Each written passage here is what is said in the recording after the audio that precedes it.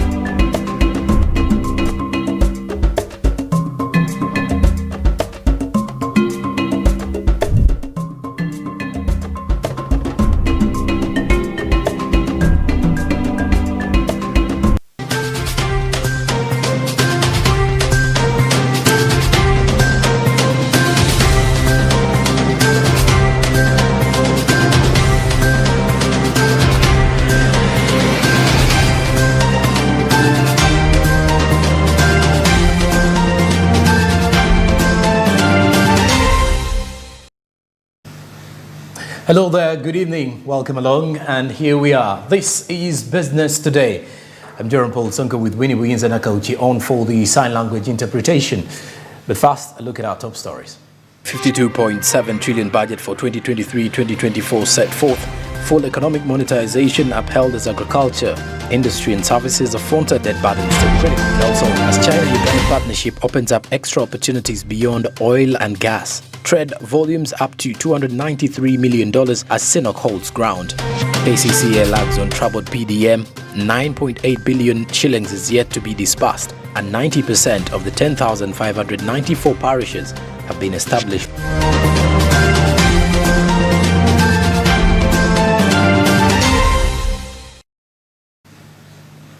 Well, today the budget for the financial year 2023-2024 has finally been read. Based on the full monetization strategy, commercial agriculture, industrialization, broadening services, digital transformation and market access have been benchmarked. However, the cash-strapped parish development model and Emyoga have still been prioritized to alleviate the 39% of the poverty-trapped Ugandans. Now, 17 trillion Ugandan shillings of the 52.7 trillion shillings budget has been reserved for debt repayment that is past the 50% IMF crisis mark. Samla Hanifa reports. On the 18th of last month, Parliament passed the Appropriation Bill 2023, and today the 52.7 trillion budget for the year 2023-2024 has been read. Amidst economic recovery, full monetization has been upheld. In a communication, the Speaker of Parliament has cautioned government over the continued borrowing that now has the country debt strapped at 80.8 trillion shillings. Local content has well been fronted as the country gains feet on development across various sectors. The increased domestic borrowing is amidst the increased public expenditure, which is a pressure to the economy. And as 11th Parliament, we want to request that we reduce on public borrowing. 5, the high unit cost of implementing infrastructure projects, notably in sustainable energy development and integrated transport infrastructure and service programs. This is mainly attributed to overdependence on foreign entities. While reading the budget, the Finance Minister Matia Kasaija informed the country that 2023-2024 budget has been prepared to advance full monetization of Uganda's economy through commercial agriculture, industrialization, expanding and broadening services, digital transformation and market access. A higher income per capita than ever before. Let me repeat this, because it is interesting, especially to me, who is working day and night to make sure that the youth and the sick are helped to recover. Uganda has registered visible improvement in healthcare outcomes, access to knowledge, and a decent. President Museveni, who is still recovering from COVID-19, has not deviated from his earlier speech during his address. He insists that the cash-strapped parish development model, emyoga, and value addition are key to boosting Uganda's economy.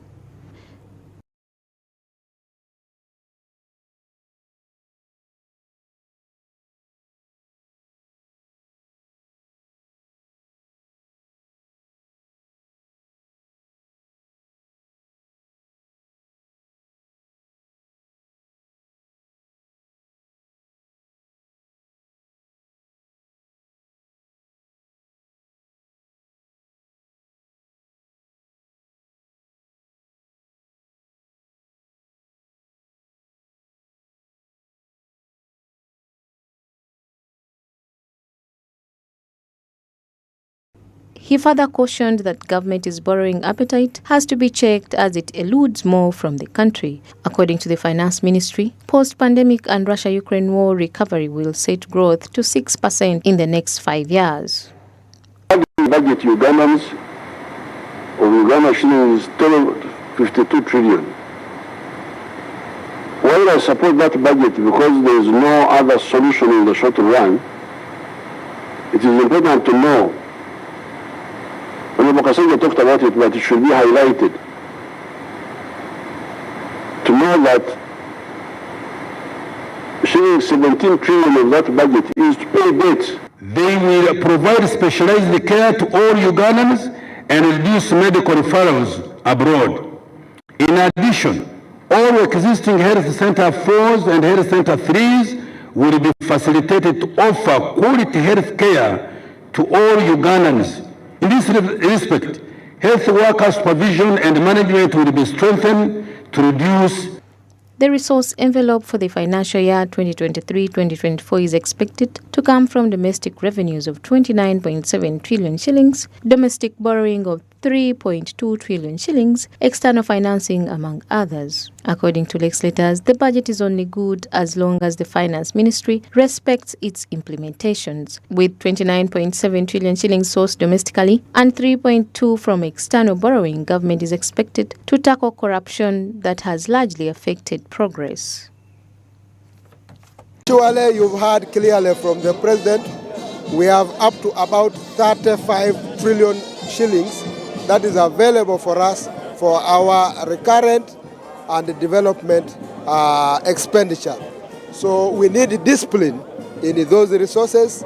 We need to ensure that corruption is minimized to the best of our ability to ensure that those resources are put into good use.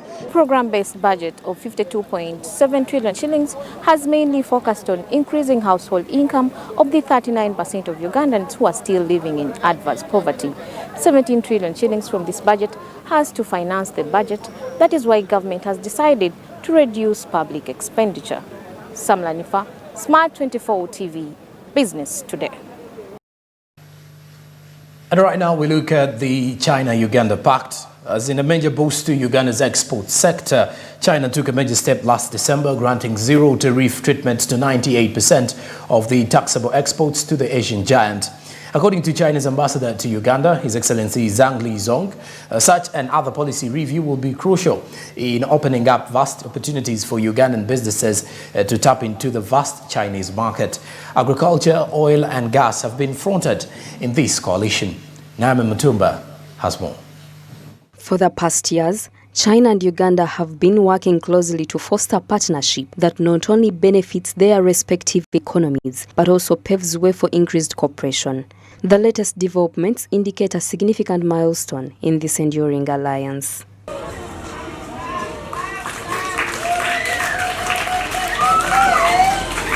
In 2022, bilateral trade rose by 6.6% against the trend, reaching $1.13 billion, an increase in 5 consecutive years. Last December, China granted zero tariff treatment to 98% taxable items exported from Uganda. In this year's first quarter, the bilateral trade volume rose by 28.8% to $293 million. According to the ambassador of China to Uganda, His Excellency Zhang Lizong, These economic operators between the two countries, plus policies in terms of document review, will greatly facilitate the customs clearance of goods as well as promoting Uganda's agricultural produce to the Chinese market. The bilateral trade volume continue to rise, continue to develop, and this is an increase for 5 consecutive years. Last December, China granted zero tariff treatment to 98 taxable items exported from Uganda. So under this zero tariff treatment, we're working with the Uganda side to ensure more agricultural products export into China, to Chinese market. China, a global leader in energy infrastructure and consumption, plus Uganda, an emerging player in Africa's oil and gas industry, have made remarkable strides in their collaboration. Hugh Weiji, the acting president of CNOOC Uganda Limited, expressed his enthusiasm about the partnership and shared vision of empowering Ugandans in oil and gas through education and skilling. This contribution is a testament to our commitment to corporate social responsibility and our ongoing efforts to make education more accessible and composable. Together with our contractors, CNOOC Uganda Limited remains committed to fostering sustainable development in Uganda through reasonable business practices and community engagement. The interaction between China and Uganda has witnessed numerous developments in various sectors, and the contribution by China's oil enterprises places bigger transformation. Amid its joint development projects, corporate social responsibility has been added to the obligations. Over $500,000 has been donated by China to aid skilling towards vulnerable children, a potential labor force. Children are in need of computers, sewing machines, knitting machines, wool, threads, and carpets for knitting, ovens for baking, which would enable at least every child to attain a skill that would be of hope to them in future. Uganda Diplomatic Relations has established a comprehensive strategic partnership, and the People's Friendship Cooperation and mutual support are continually deepening, especially in regard to poverty alleviation and assistance to underprivileged, as we witness here today. I sincerely hope that all the children in Entebbe Welfare School will benefit from the donation and study hard and grow into useful talents to the society. As further developments unfold in the bilateral relations between the Asian economy and Kampala, China's transformative agenda across Africa remains ingrained with emphasis on services as reflected in the Belt and Road Initiative. Naomi Mtumba, Smart 24 TV, Business Today. All right, now moving on. Uganda's ambitious $2 billion Karuma hydropower plant, designed to provide 600 megawatts of electricity and connect rural areas to the national grid, has faced significant delays due to technical flaws and contracting. Meanwhile, with 300 megawatts successfully synchronized to the grid, the project is finally approaching its completion, adding mileage to the industrial growth. After nearly a quarter century since its initial conception in 1999, the Karuma hydropower project has been marred by setbacks and bureaucratic inefficiencies over the past decade. These challenges have exposed the flaws within the government's decision-making processes. The highly anticipated project, with which ceremoniously launched in December 2013 with expectation of completion within 60 months, has finally started to bear fruit. As of mid-last year, there was optimism that the first turbine generating 100 megawatts out of the planned 600 megawatts would be connected to the national grid. However, the latest development reveals an even more significant milestone: the synchronization of the third unit, adding 300 megawatts to the grid. Karuma hydropower plant, which is going to generate 600 megawatts. And I know that many of you have been asking questions when Karuma will be finally commissioned. I am happy to note that we are having steady progress. In March this year, we saw the first unit being synchronized on the national grid, and I can assure you that Unit 1 was successfully synchronized, and this was the time when Olio substation was also commissioned.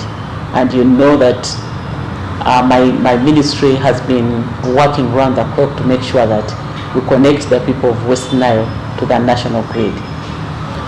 Unit 4 from Karuma was also successfully synchronized to the national grid.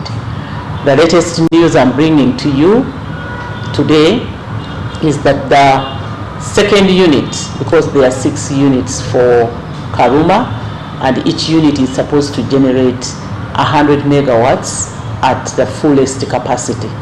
So the third unit, which is Unit 4, has also been synchronized to the national grid.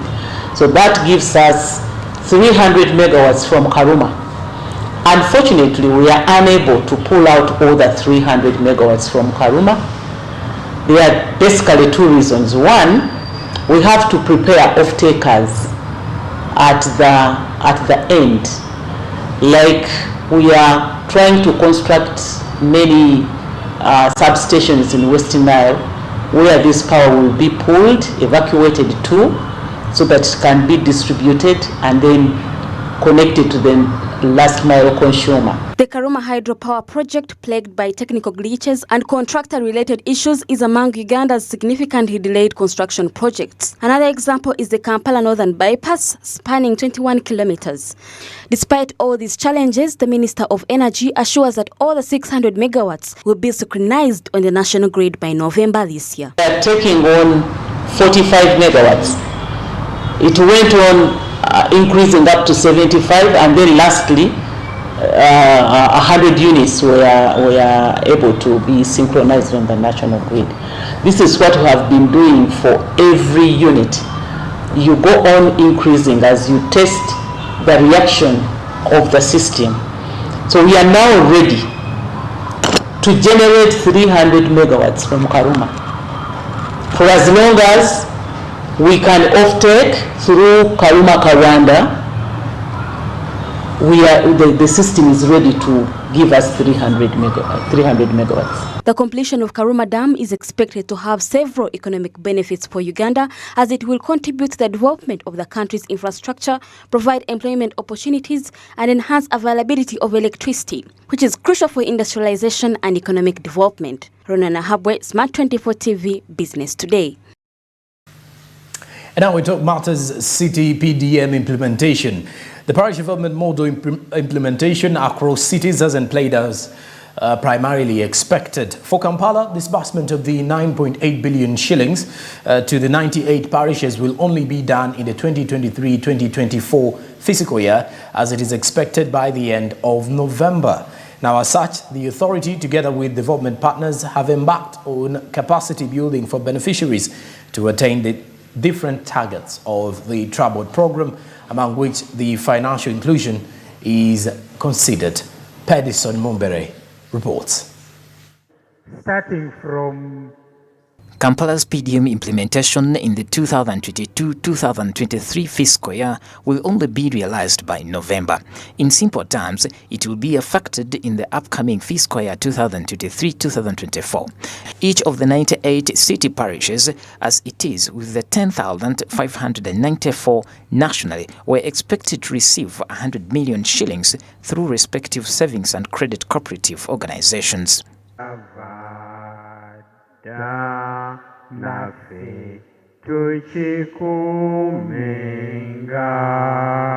Although households in Kampala City are about to access PDM cash, they are still struggling with the difficulty of transforming their homes from informal to formal arrangements. For example, the majority of the women still have their national IDs in the possession of money lenders, despite the fact that this is a requirement to get in cash. This therefore prompted Kampala Capital City Authority and Opportunity Bank to embark on sensitizing Kampala dwellers and PDM focal persons in regard to the third pillar of the PDM financial inclusion, aiming at improving access to finance.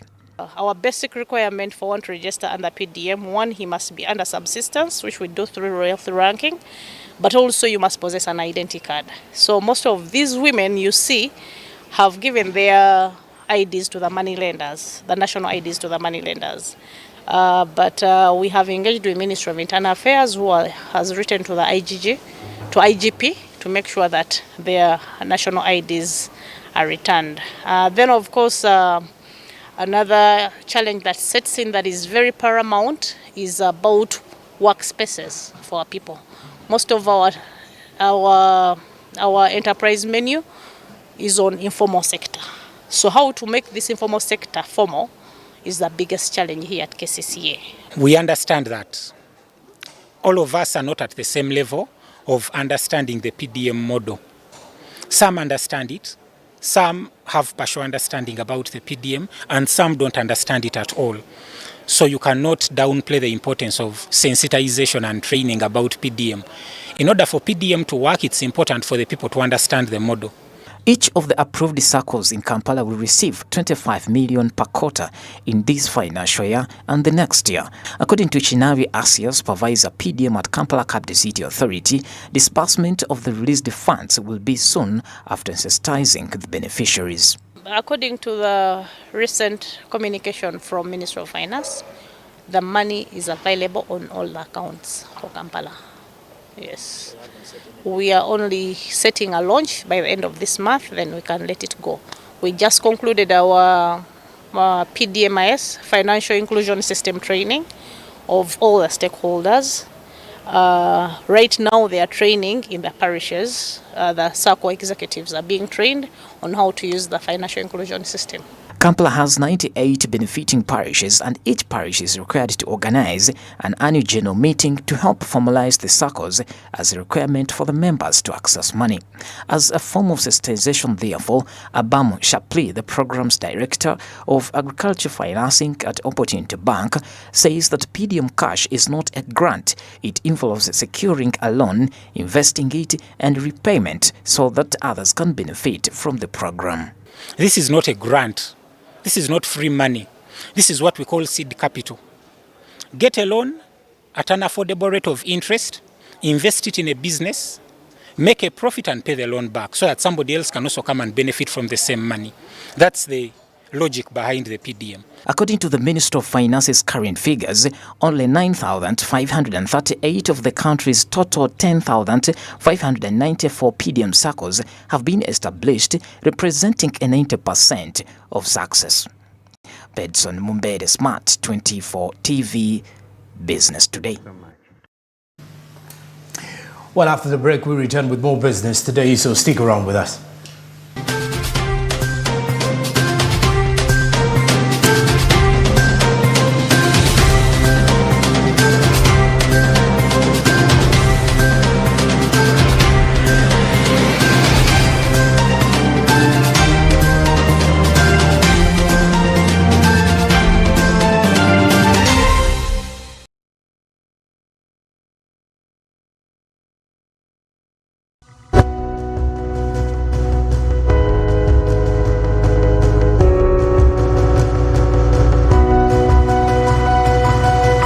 Smart 24, driving business.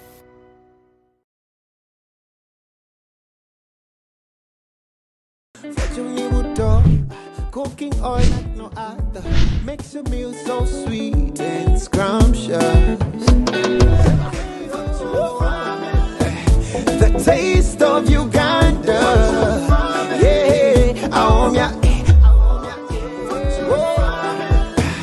the taste of Uganda,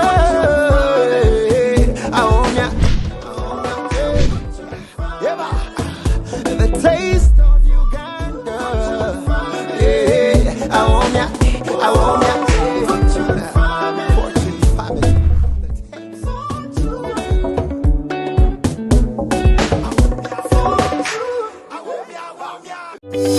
These days, our homes are no longer just the places we live. It's where we attend meetings, go to class, keep each other safe, and entertain ourselves. To do this smoothly, you need a reliable internet connection. Buy the MTN WakaNet router, which connects up to 32 devices and gets a free 40 GB data bundle at only 149,000 shillings. Or buy the MTN WakaNet MiFi at only 75,000 shillings and enjoy a free 15 GB bundle to stream, study, work, and play on the go. Visit any MTN service center to buy the MTN WakaNet router or MiFi and enjoy the internet that does amazing things.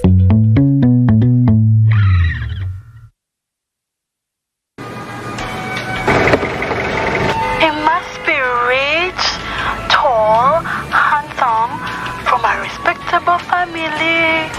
He must have a maid because at our home we do not work.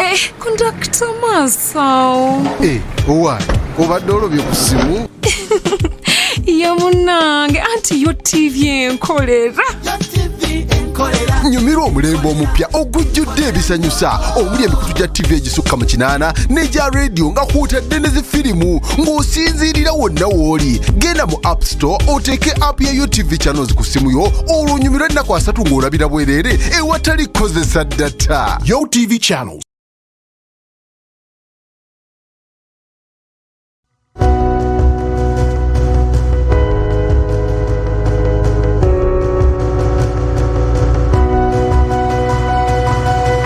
Smart 24, driving business.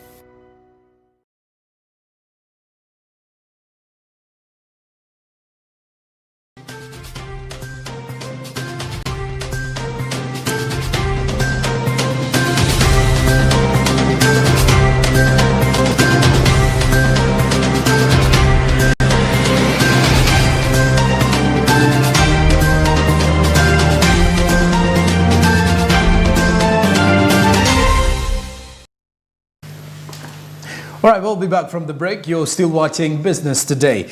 Now, we talk oil and gas prospects. Mineral and Sustainable Petroleum Development are among the top NDP3 concerns, despite a small budgetary allocation as compared to the other programs. Now, when you come to think of it, as we are heading to our first drop of oil in 2025, Ronan Ahabwe links up with UNOC's Peter Molisa to find out how the balance between prospects and trends such as energy integration and decarbonization are to shape the oil and gas sector growth in the country.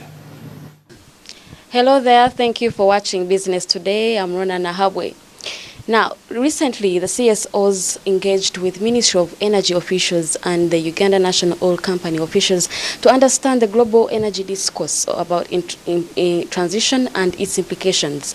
Today we have the privilege of speaking with Mr. Peter Molisa, the Chief Legal and Corporate Affairs Officer here at UNOC, to understand the global energy discourse and everything that we need to know in regards to its implications to the country.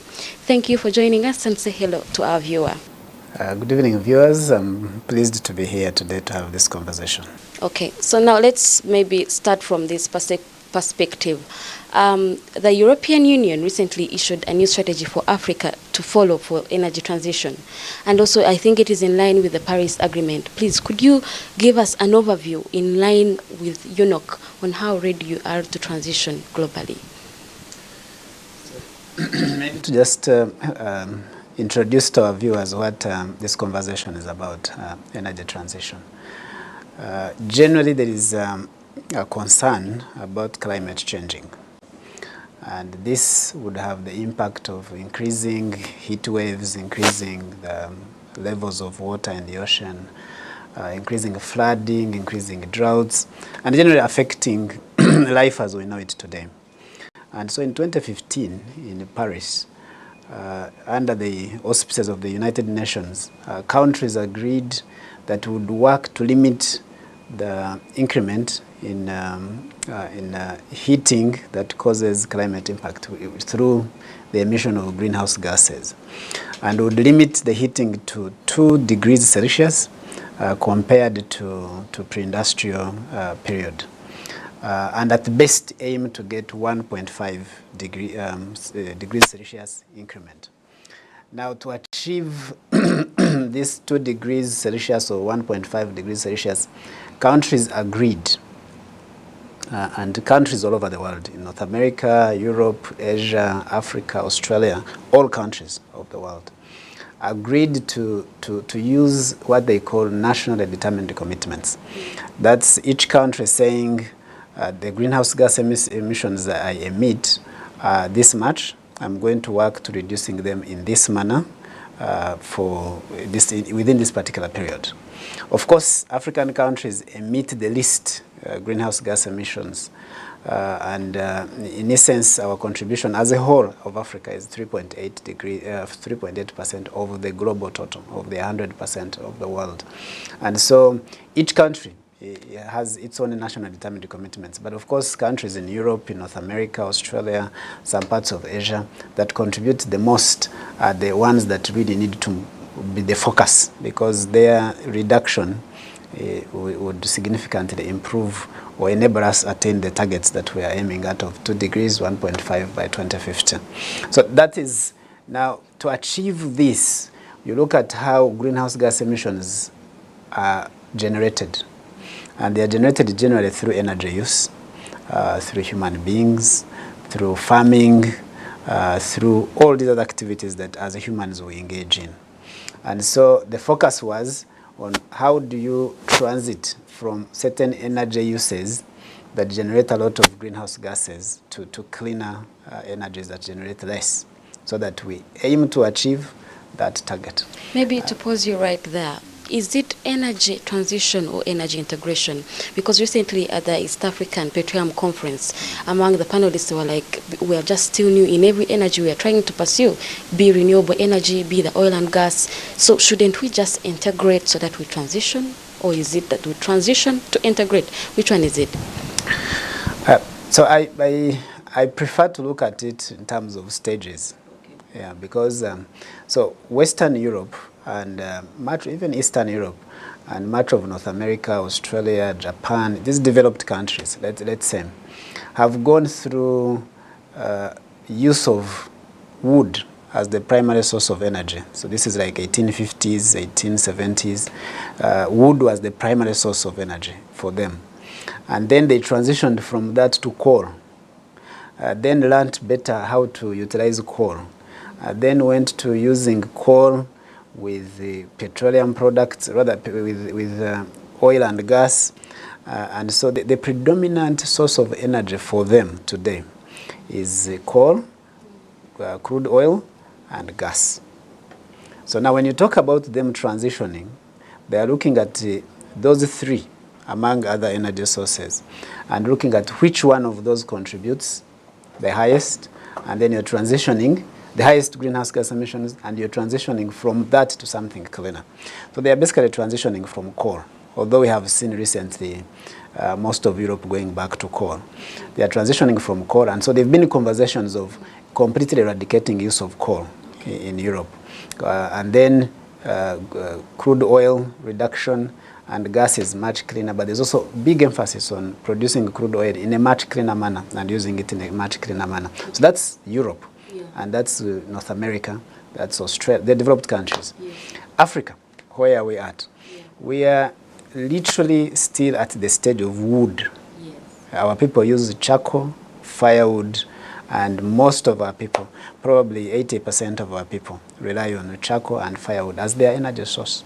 So when you're talking about transitioning, there is no way the transitioning in Western Europe is similar to the transitioning in Africa. In Africa, we have a problem of energy poverty. Yes. So we first need to get our people to access some form of energy. 68% of sub-Saharan Africa has no access to electricity. So that person is not transitioning from darkness to sort out something clean. No, they need to first get energy and then transition.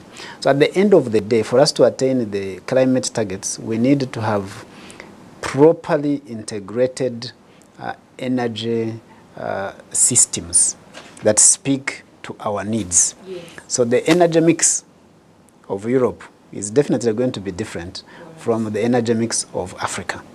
But we must all have this, put together these energy mixes, if you will, that work for where we are at, what we need with the climate targets in in view. So I tend to say, and I should say here, that there will be transitions, not one transition. And that those transitions will be determined by the energy mixes that are structured to address regional specific issues. Thank you. Yes. Now, that is very elaborate. But I was looking at the statistics on how much gas emissions we emit, and then human waste, animal waste was taking the biggest percentage, biomass around there, and then there is industrial. You know, oil and gas coexist with the Industrial Revolution. We are not really doing so much. And remember, when we were with the CSOs, they said they are giving this excuse of the trucks that come in from the border that release the gas in the air. But then how many trucks even come in, for instance? So if you're using that as an excuse that we're emitting gas through the trucks that come in through the border, yet you already know that the biggest percentage is from the human waste, the animal waste, what would you make of that? What do you think the fuss is about? No, to be honest, there shouldn't be, because what we do is, you know, when you put these things in numbers, they become easy to understand. What is our climate challenge? Our climate challenge is about 4 gigatons of greenhouse gas emissions that are not absorbed, that are released but not absorbed by nature, by natural means, so forests, seas. And so there are means to deal with that. One is to use cleaner energy, so solar, wind, nuclear, and other cleaner sources of energy. To utilize the resources that we have, gas, natural gas, petroleum products, in a much more sustainable and cleaner way. Produce them in a cleaner manner, reduce methane, do not flare. There's a whole list of things you do to produce crude oil in a cleaner manner. Then plant trees. Preserve wetlands, preserve forests, preserve all these areas of biodiversity that work as carbon sinks, so that you increase how much nature takes out of the atmosphere. And then the countries that emit the most do significant effort in reducing those emissions. And before you know it, we'll be able to achieve the removal of that 4 gigatons, and even those that will come from development of Africa, development of Asia. So there is a mathematical formula that we can put. But generally, human beings have, in many ways, when we're at crossroads of our civilization, when we are faced with significant challenges like the climate change, technology comes in also to aid our survival or our dealing with whatever challenge that we have. And we have now emerging technologies that are no longer actually emerging, they are now tested and under utilization, like carbon capture and sequestration. Now we have pipelines in North America that transport captured carbon dioxide and go store the carbon dioxide in reservoirs, former reservoirs of oil and gas, oil wells that have been sanctioned, that have been reviewed and found to be worthy to keep this carbon safely. And so that technology is also growing. It's getting to become commercial, but right now it's largely dependent on government subsidies. But that technology will continue to grow, and will also help us to do exactly what trees do. Trees capture the carbon, and this technology will also be able to capture carbon. So when we put all these efforts together, cleaner usage of oil and gas resources, using clean energy, improving using technology, improving our biodiversity protections, and planting trees and other things. This combination of efforts will help us manage the climate issue. The challenge I generally have with some schools of thoughts is they think it is one solution. Stop this industry. But it's not just one industry meeting. As we sit here, we are emitting carbon dioxide as human beings. And as everybody moves on Earth, as we have animals, all these are emitting carbon dioxide. So if you say one industry, it's not one, it will not help. Because then the next conversation will be, we do not need animals anymore. Or we do not need human beings anymore. We are too many. So that conversation is not exactly useful in advancing our target of reducing carbon emissions.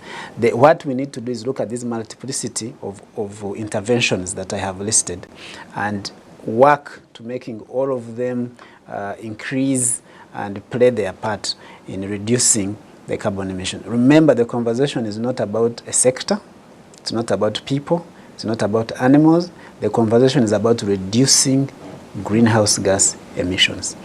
And there is no single action that does that. There are a multiplicity of actions we need to take to reduce the greenhouse gas emissions that remain unabsorbed.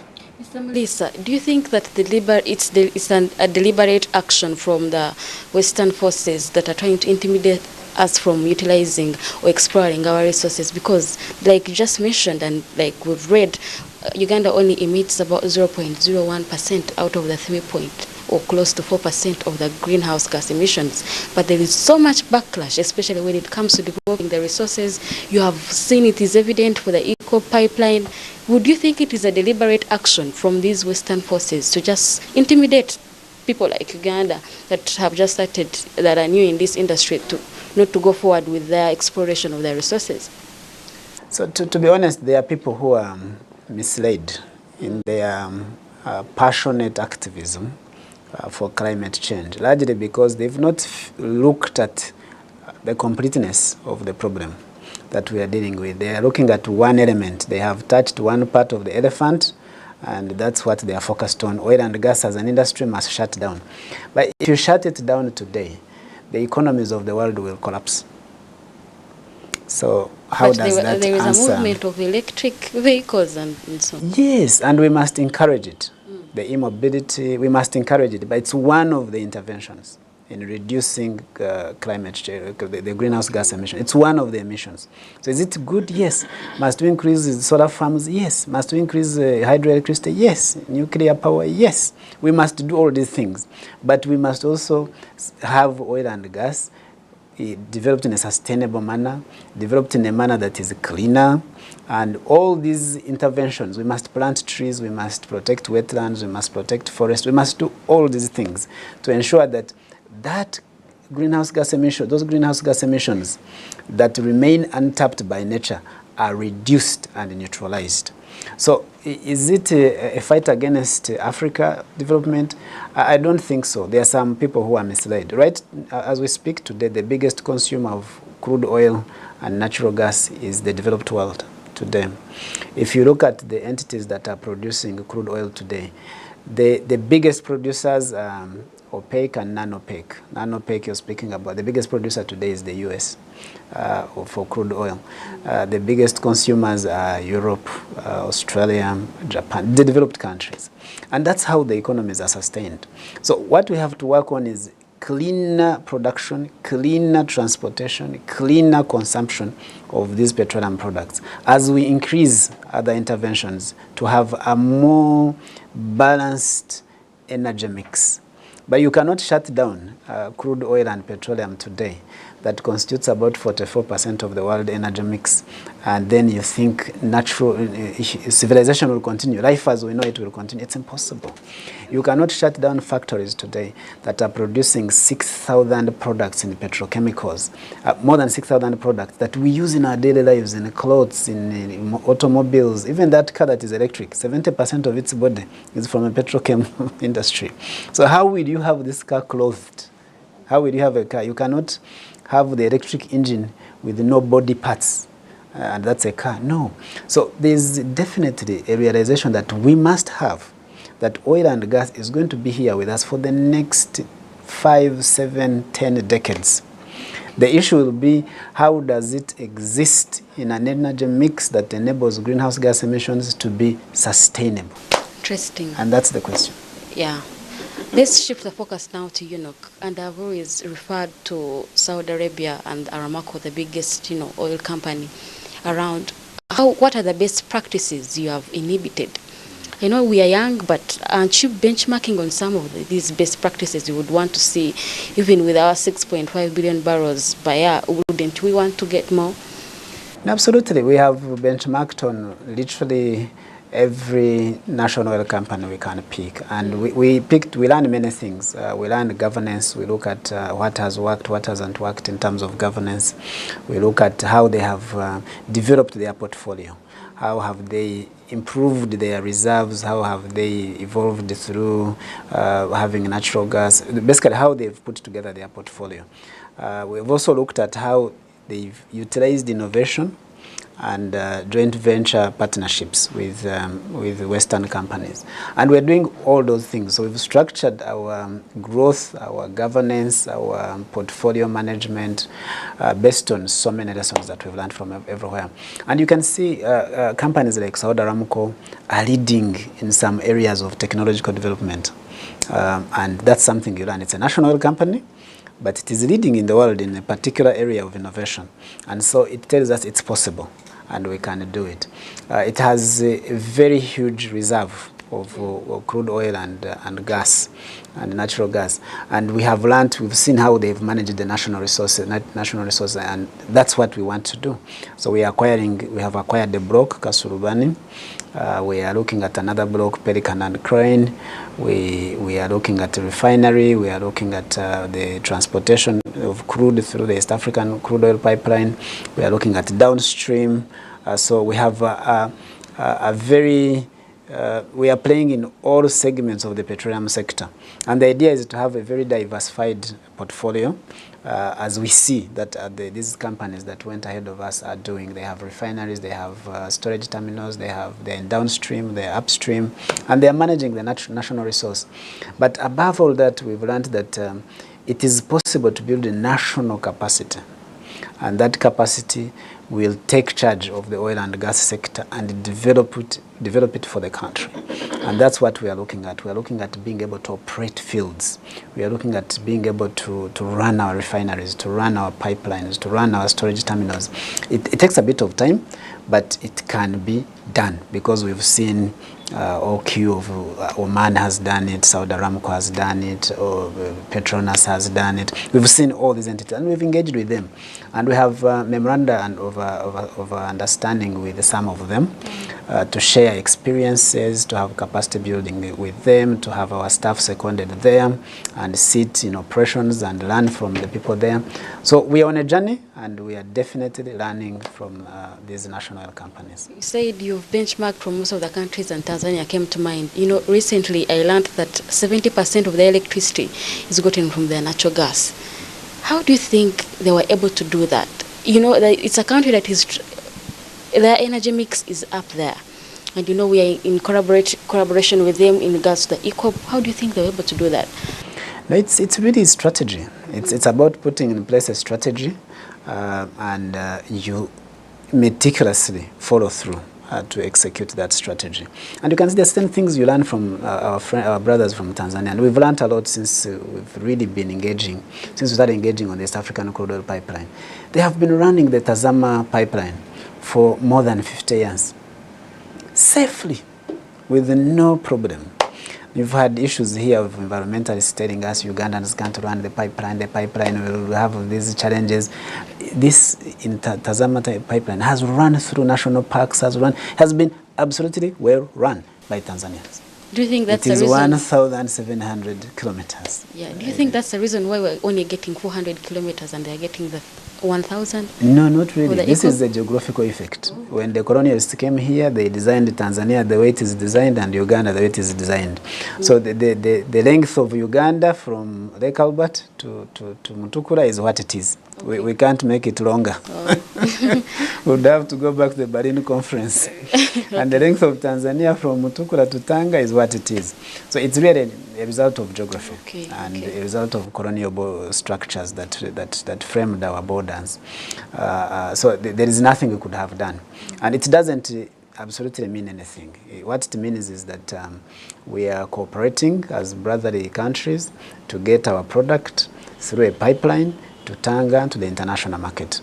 They bear the longest part of they hold the longest part of the longer part of the pipeline, which is both an opportunity and a challenge. Opportunity in the sense that they have more people who can benefit from the sector. They have much more construction activities happening on their side, and so nationals can participate, that's a good opportunity. That opportunity exists here as well. But they also have the challenge of now they have to take care of that part of the pipeline to ensure that it is safe, it is secure. It's a challenge, but a challenge that we have structured so well to be absolutely delivered well. Interesting. It's now perhaps as we get close to the end of this insightful interview. I was recently in Bulisa and we got the opportunity to visit the CPF, which is at 90% of the earthworks are complete, and they've already handed it over to McDormand from Water Angel.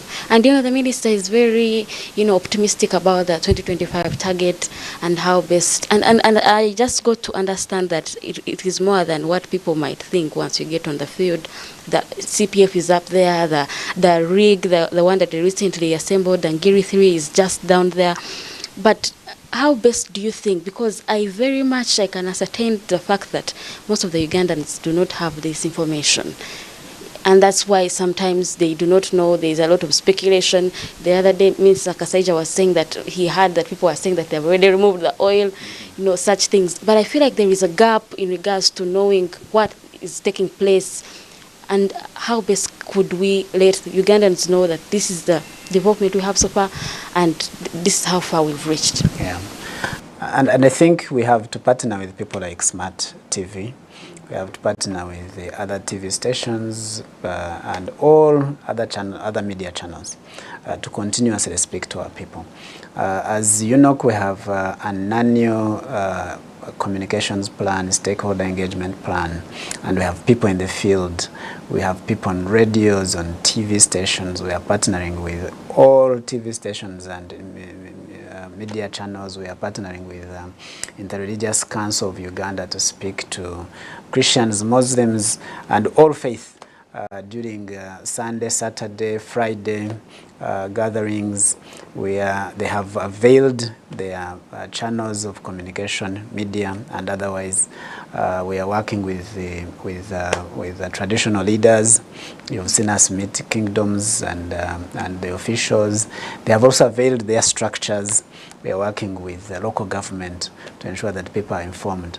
And so those engagements are ongoing. UNOC spearheading, PAU spearheading, the joint venture partners as well doing their part. That's going to continue. It's not going to stop. And it's happening here, it's happening in Tanzania. We will continue to run it in the region to ensure that people know that we have a resource of crude oil, 6.5 billion barrels in place. We are going to be able to produce between 1.4 billion to 1.7 billion.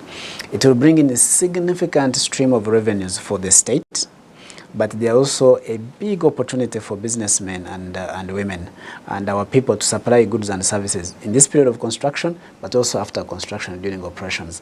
And these opportunities are available today because we have started spending. We have contracts in Telenga, Kingfisher, and East African Crude Oil Pipeline worth about $8 billion that have already been issued. Works are ongoing, like you've stated, at the CPF in Bulisa, Central Processing Facility in Bulisa. We have works going on in Chikube under the Kingfisher Development Project.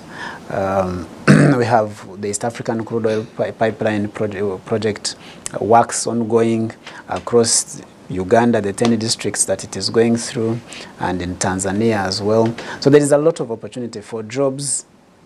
If you are skilled, even if you're not skilled, we need skilled, semi-skilled jobs. We have blue and white collar jobs. I think as we speak today, we have about 12,000 Ugandans employed in the sector across the value chain, actually upstream and the pipeline, and those numbers are going to increase. We have many Ugandans who have got contracts to execute works, to deliver services, to deliver goods, and we want more Ugandans to continue.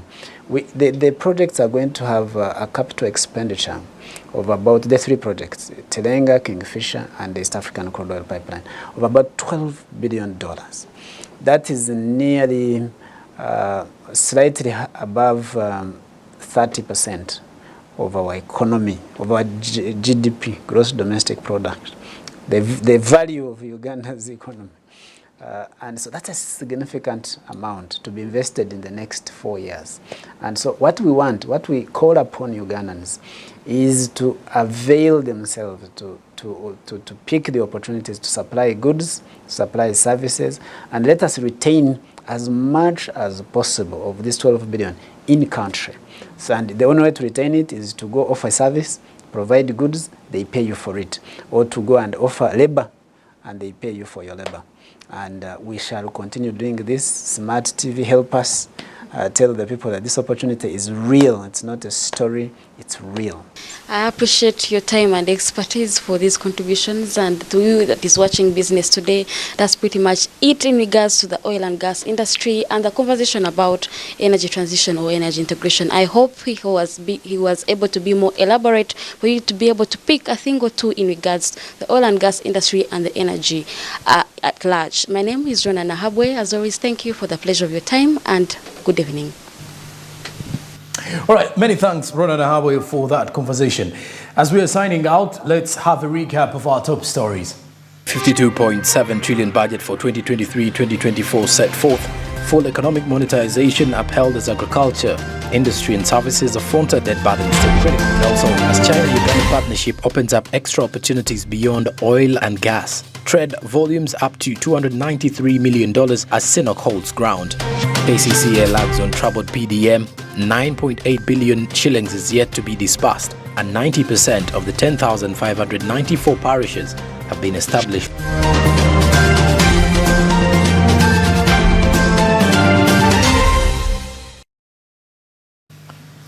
And that's it for Business Today. Joram Paul Sonko, Winnie Williams and Akauchi for the sign language interpretation. I don't know where you've been catching the entire broadcast from, but for us, we've been having a full day broadcast in relation to the national budget. And these conversations relating to the post-budget breakdown continue immediately from tomorrow till the 1st of July 2023 as we kick off the financial year 2023-2024. From the entire newsroom and editorial and production plot for the 29 Avenue, we wish you all the best for the evening. Till tomorrow, good night.